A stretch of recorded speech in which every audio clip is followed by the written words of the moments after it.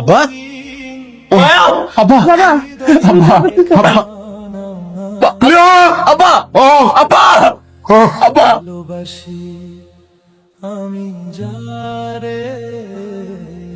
চলে যাচ্ছি। বাবা তো আর এখন নেই, তাহলে তো আমার আর এখানে থাকার কোনো দরকার নেই। আসলে তো কাজ নেই, কেউই মায়ার বাঁধনে জড়ায় না।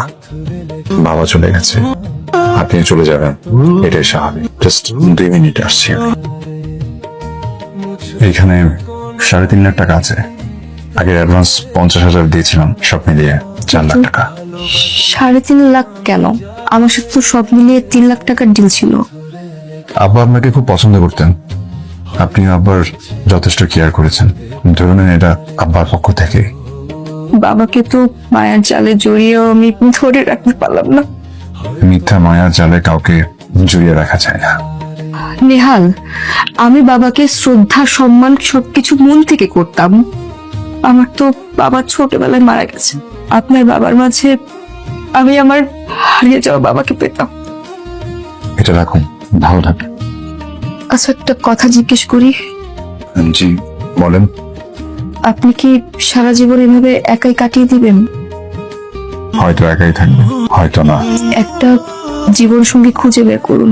একা থাকবেন না, একাকিত্ব মানুষকে কুড়ে কুড়ে খায়। আসি। মাঝে মাঝে ইচ্ছে হলে আসবেন, যদি আব্বার কথা মনে পড়ে। আসবো না। আপনার সাথে আমার যাতে কখনো কোনো কালেও দেখা না হয়।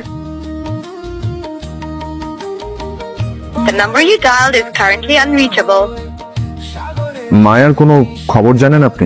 না নেহাল, মায়ের খবর তো আমি বলতে পারবো না। ওর কি কোনো খোঁজ নেওয়া পসিবল? এত বড় শহর, কোটি কোটি মানুষের ভিড়। মায়া এতদিন পর আসুন আসুন প্লিজ। আসলে আমি আসতে চাইনি, আবার না এসেও পারলাম না। আপনি যখনই চান তখনই এই বাসে আসতে পারেন। আপনার আর বাবার একসাথে স্মৃতিগুলো সবসময় আমার মনে পড়ে। দাঁড়িয়েছেন কেন? প্লিজ। আসলে আমার একটু তাড়াও আছে, এই টাকাগুলো আপনি রাখুন। কিসের টাকা? আমার মা খুব অসুস্থ ছিল, মায়ের চিকিৎসার জন্য অনেক টাকা দরকার ছিল। ওই সময়টা আমার একটা জব খুব প্রয়োজন ছিল।